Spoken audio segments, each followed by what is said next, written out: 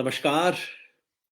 आज वो मीटिंग जिसका पिछले 1 महीने से इंतजार था, जिसका ज़िक्र हो रहा था, आपको याद होगा 9 दिसंबर को जब संयुक्त किसान मोर्चा ने फैसला किया कि हम अपने मोर्चे उठा रहे हैं, तो हमने कहा था आंदोलन अभी बंद नहीं हुआ है, बस कुछ दिन के लिए स्थगित किया है सरकार के आश्वासन पे। और हमने कहा था 1 महीना बाद दोबारा आएँगे 15 जनवरी को और मूल्यांकन करेंगे, समीक्षा करेंगे, देखेंगे निगरानी कि सरकार ने जो वादे किए वो पूरे हुए कि नहीं। और वो मीटिंग आज हुई। ये देखिए, ये हमने आज कार्ड भी बनवाया था इस मीटिंग के लिए विशेष, और हमारे कई साथियों ने कहा भाई इस कार्ड को तो हम बचा के रखेंगे। एक हिस्टोरिकल मेमोरी से बन जाती है। वहीं ये जो सिंगू बॉर्डर पे कजरिया टाइल्स नामक जगह है, जो हमारे लिए हेडक्वार्टर थी पिछले 13 महीने तक, स्थानीय लोगों के, उसके मालिक लोग, उन सब के सहयोग से जो समाज का सहयोग मिला, उसको स्मृति के रूप में हमने कहा कि आज की मीटिंग हालाँकि इनकन्वीनिएंट थी दिल्ली से वहाँ इतना सब लोगों को दूर तक जाना, लेकिन सबने फैसला किया कि नहीं, ये मीटिंग तो विशेष रूप से कजरिया टाइल्स को और वहाँ के नज़दीक के समाज को, गाँव को, सबको धन्यवाद करने के लिए आज हमने वहाँ मीटिंग की। मीटिंग में 3 बड़े फैसले हुए। पहला फैसला कि सरकार ने जो वादे किए थे वो पूरे हुए या नहीं, और सरकार ने जो वादा खिलाफी की उस पे क्या एक्शन लेना चाहिए, इस सवाल पे। दूसरा सवाल था ये जो उत्तर प्रदेश में लखीमपुर खीरी की घटना थी, जिसके बारे में बार-बार हमसे कहा जा रहा था आप तो भूल ही गए, आपने समझौता कर लिया। उसमें सरकार की बेशर्मी के बारे में किसान मोर्चा ने क्या फैसला किया? और तीसरा था सवाल, पंजाब में खास तौर पे हमारे कई संगठनों ने, साथियों ने जो चुनाव लड़ने का फैसला किया है, उस पे संयुक्त किसान मोर्चा कहाँ खड़ा है? ये 3 बड़े सवाल थे और मैं आपको जल्दी से इन तीनों पे संयुक्त किसान मोर्चा के आज जो निर्णय हुए वो बताऊँगा। पहला सवाल, आपको ध्यान होगा 9 तारीख को, 9 दिसंबर को जब संयुक्त किसान मोर्चा ने फैसला लिया था, यहीं सिंगू बॉर्डर पे कि हम 11 तारीख से अपने मोर्चे उठा रहे हैं। तो वो फैसला लेते वक्त हमारे पास सरकार की एक चिट्ठी थी। सरकार की चिट्ठी साइन की गई थी संजय अग्रवाल के द्वारा, जो कि यूनियन एग्रीकल्चर सेक्रेटरी है। तो भारत सरकार की तरफ से चिट्ठी थी। इस चिट्ठी में कई वायदे किए गए थे, कहा गया था, और उन वायदों की रोशनी में हमने कहा था ठीक है, आप ये वादे कर रहे हो, हम अपना मोर्चा उठा रहे हैं, लेकिन 1 महीने बाद आके देखेंगे कि आपके वादे कहाँ खड़े हैं। आज हमने उसकी समीक्षा की, वादे मैं आपको दिखा देता हूँ। पहला वादा था, ये बिल्कुल शब्दशः मैं आपको पढ़ के बता रहा हूं। पॉइंट नंबर 1, एमएसपी पर माननीय प्रधानमंत्री, आप भी देख सकते हैं टेक्स्ट उसमें क्या लिखा था। माननीय प्रधानमंत्री जी स्वयं बाद में माननीय कृषि मंत्री जी ने कमेटी बनाने की घोषणा की है, जिस कमेटी में केंद्र सरकार, राज्य सरकार, किसान संगठनों के प्रतिनिधि, कृषि वैज्ञानिक सम्मिलित होंगे। यह स्पष्ट किया जाता है कि किसान प्रतिनिधि में एसकेएम के प्रतिनिधि भी शामिल होंगे। कमेटी का एक मैंडेट यह होगा कि देश के किसानों को एमएसपी मिलना किस तरह से सुनिश्चित किया जाए। सरकार वार्ता के दौरान पहले ही आश्वासन दे चुकी है कि देश में एमएसपी पर खरीद की अभी की स्थिति को जारी रखा जाएगा। आश्वासन नंबर 1, अब तक क्या हुआ है? निल बटा निल। कोई घोषणा नहीं, सरकार ने कोई कमेटी नहीं बनाई है, कहीं पब्लिक डिक्लेरेशन नहीं की है, संयुक्त किसान मोर्चा से कोई प्राइवेट बातचीत भी नहीं हुई है, इनफॉर्मल बातचीत भी नहीं हुई है, कोई चिट्ठी नहीं आई कि भाई आप अपने नाम दे दो, ऐसी कमेटी होगी, ये इसका मैंडेट होगा, ये काम करेगी। कुछ नहीं, निल। दूसरा सरकार का आश्वासन था केसों के बारे में। केसों के बारे में सरकार ने कहा था, जहां तक किसानों के आंदोलन के वक्त के केसों का सवाल है, यूपी, उत्तराखंड, हिमाचल प्रदेश, मध्य प्रदेश और हरियाणा की सरकारों ने इसके लिए पूर्णतः सहमति दी है कि तत्काल प्रभाव से इमीडिएटली आंदोलन संबंधित सभी केसों को वापस लिया जाएगा। यह था दूसरा वादा।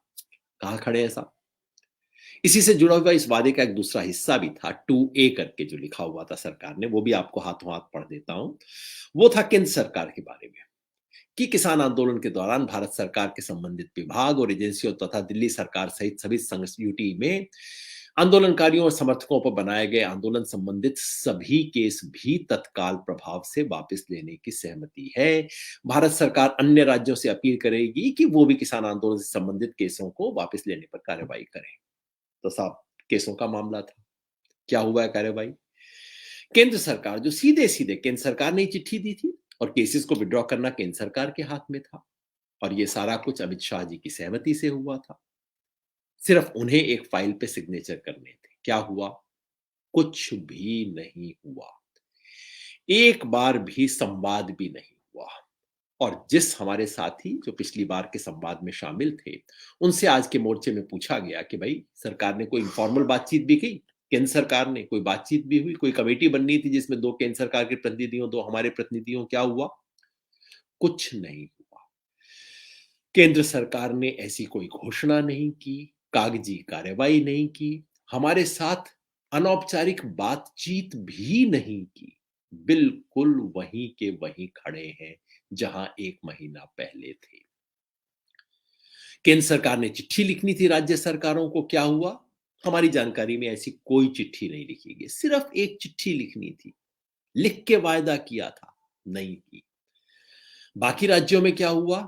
उत्तराखंड कोई केस वापस नहीं, उत्तर प्रदेश कोई केस वापस नहीं, हिमाचल, मध्य प्रदेश हमारी जानकारी में कोई केस ना वापस हुए हैं, ना वापस लेने की प्रक्रिया शुरू की गई है।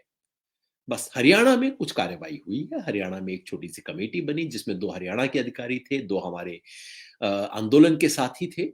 उनके बीच में कई राउंड वार्ता हुई है। उन्होंने कहा है कि सरकार ने ये तो कहा है कि हाँ, हम केस वापस देने को तैयार हैं, पिछले साल 9 सितंबर से आगे के। लेकिन साथ में कहा है कि नहीं, 2-3 केस तो हम वापस नहीं लेंगे। एक हिसार का केस, 3 केस के बारे में सरकार ने कहा है, तो वहां भी किंतु परंतु सरकार की तरफ से अब चल रहा है। अगला वादा सरकार का, अगला वादा था शहीदों के मुआवजे के बारे में। सरकार ने क्या कहा था? जहां तक मुआवजे का सवाल है, हरियाणा और यूपी सरकार ने सैद्धांतिक सहमति दे दी है और पंजाब सरकार ने भी सार्वजनिक घोषणा की है। पंजाब सरकार ने सार्वजनिक घोषणा की है, उसने पेमेंट भी शुरू कर दिया है। लेकिन सवाल था यूपी और हरियाणा का। यूपी ने कोई कार्रवाई नहीं की है। हरियाणा सरकार ने हमारी उस कमेटी से बातचीत की है, लेकिन बातचीत के कई राउंड के बाद अभी तक हरियाणा सरकार ने ये भी नहीं बताया है कि कितना अमाउंट दिया जाएगा। हरियाणा सरकार ऐसा सुना है कि इस बातचीत में कहा, भाई आप जहां से करवा के लाए थे बातचीत केंद्र सरकार से, उन्हीं से आप क्लैरिफाई करवा दो कि कितना अमाउंट है, हमने देना है कि केंद्र ने देना है। यानी कि 1 महीने बाद हरियाणा सरकार ये भी नहीं कह रही है कि हम देंगे, कह रहे पता करेंगे, पूछेंगे। अब आपको समझ आ गया क्या हुआ? कि एक कागज की चिट्ठी लिख दी गई कि चलो जान छूटे, किसान यहां से उठ जाएं किसी तरह से। एक बार उठ गए तो फिर देख लेंगे, फिर क्या फर्क पड़ता है, फिर किसने देखा कागज। कम से कम अभी तक यही स्थिति मासूम होती है कि कागज पकड़ा दिया, हमारे नेताओं ने मान लिया, उठ गए, और अब उसके बाद केंद्र सरकार को उस कागज की चिंता भी नहीं। इस वायदा खिलाफी आज की मीटिंग में सर्वसम्मति से राय थी कि यह वायदा खिलाफी है, ये धोखा है, और किसान संगठनों ने तय किया है कि हम इसके खिलाफ अपना संघर्ष शुरू करेंगे। 31 जनवरी को, सोमवार 31 जनवरी, इस महीने की आखिरी तारीख, बजट देश का पेश होने से एक दिन पहले की तारीख, उस दिन पूरे देश में रोष प्रदर्शन किए जाएंगे। इस दिन को हम विश्वासघात दिवस की तरह मनाएंगे। जिला स्तर पे, तहसील स्तर पे रोष प्रदर्शन किए जाएंगे अपने अपने तरीके से। किसान याद दिलाएंगे कि वायदा खिलाफी को हम भूलते नहीं हैं। केंद्र सरकार अपनी चिट्ठी को भूल गई हो, किसान भूलेंगे नहीं। दूसरा सवाल था उत्तर प्रदेश का, लखीमपुर खीरी का। जैसा आप पिछले कई दिनों से देखते आ रहे होंगे कि सरकार खुल के बेशर्मी से इस सवाल के ऊपर अड़ी हुई है। पहले अजय मिश्रा टेनी ने क्या कहा? आपको ध्यान है सारा केस कैसे हुआ? पहले दिन कहा नहीं नहीं नहीं, किसानों ने पत्थर मारे थे। फिर अगले दिन वीडियो आ गया। बीजेपी वालों की दिक्कत बेचारों की ये है कि जो झूठ बोलते हैं अगले दिन वीडियो आ जाता है। फिरोजपुर का भी वीडियो आ गया, सब चीजों का वीडियो आ जाता है। निहंगों वाला भी वीडियो आ गया था, फोटो आ गई थी, लाल किले वाले भी इनकी तस्वीर आ गई थी। इसी तरह से लखीमपुर खीरी में वीडियो आ गया सच्चाई का। फिर कहा कि नहीं नहीं, एक्चुअली वो तो मंत्री जी का बेटा तो वहां था ही नहीं, और मंत्री जी ने कहा मेरा बेटा अगर वहां पाया गया तो मैं इस्तीफा दे दूंगा। वो बेटा भी पाया गया, उसका भी एविडेंस मिल गया। फिर कहा कि नहीं नहीं, बंदूक असला उसने नहीं चलाया था, बाद में ये भी मिल गया। फिर कहा जी मंत्री जी का इससे क्या मतलब था। अब एसआईटी खुद, एसआईटी ने चार्जशीट दायर की है और एसआईटी खुद कह रही है कि इसके पीछे षड्यंत्र था, ये सिर्फ दुर्घटना नहीं थी। क्यों कह रही है एसआईटी ये सब बातें? क्योंकि एसआईटी यूपी सरकार के अंगूठे के नीचे नहीं है। एसआईटी को मॉनिटर कर रहा है सुप्रीम कोर्ट। सुप्रीम कोर्ट ने बार-बार फटकार लगाई है और उसके चलते थोड़ा-सा सच का टुकड़ा बाहर आ गया है, जो सारी दुनिया को पता था। अब एसआईटी कहती है इसके पीछे षड्यंत्र था, तो भाई षड्यंत्र था तो षड्यंत्रकारी कौन था? एक ही षड्यंत्रकारी है। इस सारे खेल का मुख्य षड्यंत्रकारी है अजय मिश्र टेनी। इस सब के बावजूद वो आज भी केंद्रीय मंत्रिमंडल में है। आपके और मेरी सुरक्षा के लिए देश के जो गृह राज्य मंत्री हैं वो माननीय अजय मिश्र टेनी जी बने हुए हैं। अब पूछिए क्यों? उत्तर है उत्तर प्रदेश का चुनाव। कहते हैं अजय मिश्रा टेनी जी अपनी जाति के बड़े दबंग, बड़े प्रभावशाली नेता हैं, वो चले जाएंगे तो भाई बीजेपी का काम नहीं चलेगा। तो सरकार ने तय किया कि भाई इलेक्शन तक तो इस आदमी को रखना है। मतलब कुछ भी कर लो, इलेक्शन सबसे ऊपर है। मोर्चे ने तय किया है कि इसे हम चुपचाप नहीं देखेंगे। इसके बारे में अ, अगले हफ्ते में ही एक मेजर ऐलान किया जाएगा। लखीमपुर खेरी में एक पक्का मोर्चा लगाया जाएगा। राकेश टिकैत जी ने कहा है कि वो स्वयं उसके लिए जाएंगे। 20-21 को वो वहां जा रहे हैं। और इसके साथ ही साथ हमने ये भी स्पष्ट किया है कि मिशन उत्तर प्रदेश, जिसकी घोषणा हमने 4-5 महीने पहले की थी, मिशन उत्तर प्रदेश जारी रहेगा। ये अजय मिश्र टेनी का संदेश हम उत्तर प्रदेश के कोने कोने तक पहुंचाएंगे। आप समझते हो आप चुनाव में फायदा इससे उठाओगे? आपको वहीं चोट लगेगी जहां आप फायदा उठाने की कोशिश कर रहे हो। तो संयुक्त किसान मोर्चा मिशन उत्तर प्रदेश को लेके उत्तर प्रदेश के कोने कोने में जाएगा और इस किसान विरोधी राजनीति को चोट पहुंचाएगा। ये दूसरा बड़ा फैसला। तीसरा फैसला कार्यक्रम के आगे की सोचते हुए अगले महीने की 23 और 24 तारीख को देश भर के तमाम ट्रेड यूनियंस ने 23-24 तारीख को एक पूरे देश में महा हड़ताल घोषित की है। सब कुछ बंद रहेगा 23 और 24 फरवरी को। बैंक भी, ऑफिस भी, सब सब तरह के इदारे, संस्थाएं, सब कुछ में हड़ताल रहेगी। किस विषय पे? सबसे बड़ा विषय है 4 लेबर कोड का, जो कि कर्मचारियों के श्रमिकों के खिलाफ आ रहे हैं। और मजदूर आंदोलन कह रहा है कि पिछले 70-75 साल में हमने जो कुछ मजदूरों के लिए हासिल किया था हक, वो सब हक एक झटके के अंदर सरकार खत्म कर रही है, 4 लेबर कोड बना के। इसलिए उस मुद्दे पे हड़ताल हो रही है। लेकिन किसान, ये मजदूर संगठनों ने पहले दिन से किसान आंदोलन का समर्थन किया है और मजदूर संगठनों ने अपनी मांग पत्र में किसानों को एमएसपी मिले, इस मांग को भी उन्होंने शामिल किया है। साथ ही इस देश के गरीबों के, मजदूरों के बड़े सवाल, यानी कि राशन की दुकान का सवाल, देश में जो प्राइवेटाइजेशन हो रहा है उसका सवाल, देश की संपत्ति को जो बेचा जा रहा है उसका सवाल को करके किया है। इसलिए संयुक्त किसान मोर्चा ने फैसला किया कि हम किसान संगठनों की इस बड़े मजदूर संगठनों के इस बड़े निर्णय में भागीदार रहेंगे। हम इसका समर्थन और सहयोग करेंगे, ग्रामीण हड़ताल करके। बाकी इलाकों में मजदूर हड़ताल करेंगे और गांव में किसान हड़ताल करेंगे। तो पूरे देश में किसान मजदूर एकता का प्रतीक बनेगा 23 और 24 फरवरी। आखिरी फैसला, सबसे पेचीदा, सबसे मुश्किल और कई लोगों की निगाह में सबसे न्यूज़ी, जिसकी बड़ी पत्रकारों को तलाश थी कि भाई आपके साथी तो जाके चुनाव लड़ रहे हैं। साल भर से हम लोग कह रहे थे देखो कि ये सारा मोर्चा जो है ना, ये सब चुनाव लड़ने के लिए, और तो कोई मामला है ही नहीं। आप देखना बस मोर्चा खत्म होगा और ये सारे लोग चुनाव लड़ेंगे। हमारे कई साथियों ने चुनाव लड़ने की घोषणा की है। एक संयुक्त समाज मोर्चा भी बना है। गुरनाम चढ़ूनी जी ने भी एक और पार्टी का अनाउंस किया है, पंजाब इलेक्शन में भाग ले रहे हैं। आज मोर्चे के सामने सवाल उठा, लंबी चर्चा हुई। मुझे अच्छा लगा कि जो साथी चुनाव में हिस्सा ले रहे हैं वो भी मीटिंग में आए, उनको भी अपनी बात रखने का पूरा अवसर दिया गया। दोनों पक्षों की बात धीरज से सुनी गई। सवाल ये नहीं था कि राजनीति होनी चाहिए कि नहीं, ये बार बार हम कह चुके हैं।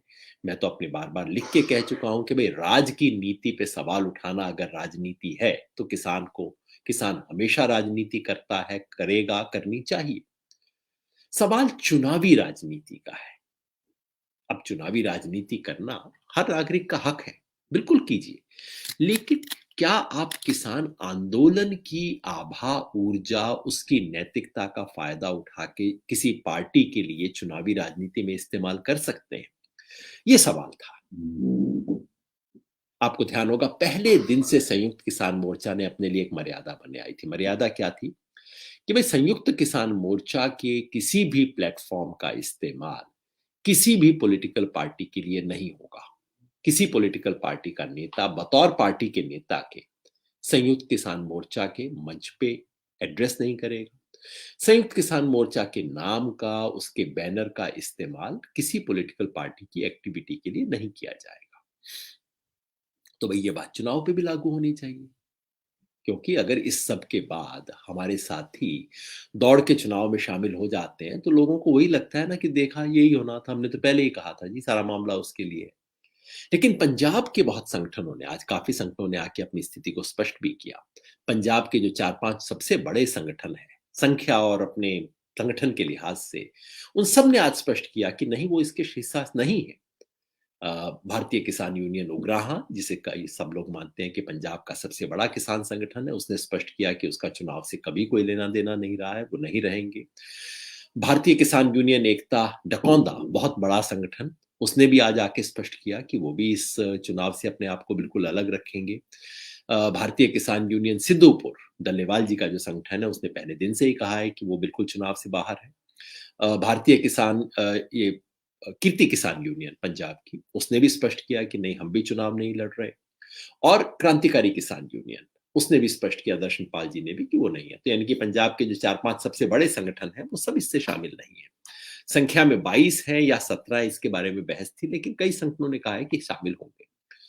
तो सारी चर्चा के बाद, चर्चा हुई, तर्क हुए, सब तरह की बात आई, लेकिन ये राय बनी कि भाई आप किसान संगठन होके, किसान संगठन के नाम से, किसान संगठन के बैनर से चुनावी राजनीति में किसी पार्टी की जीत पे सवार नहीं हो सकते।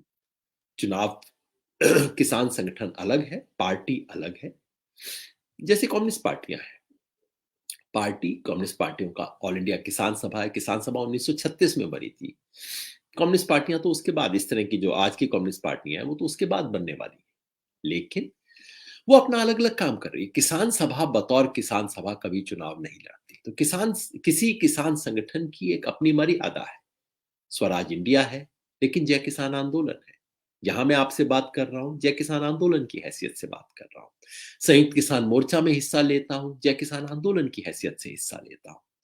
तो किसान संगठन अपने किसान संगठन के रूप में रहे, वो पार्टी का काम नहीं कर सकते। पार्टी पार्टी का काम करे, फिर वो किसान मंच का इस्तेमाल ना करें। इन दोनों के बीच में दायरा साफ रहे, ये आज का फैसला रहा कि पहले की तरह इस मर्यादा को हम चुनाव में भी रखेंगे कि चुनावी राजनीति में संयुक्त किसान मोर्चा के बैनर का, नाम का, मंच का इस्तेमाल नहीं होगा।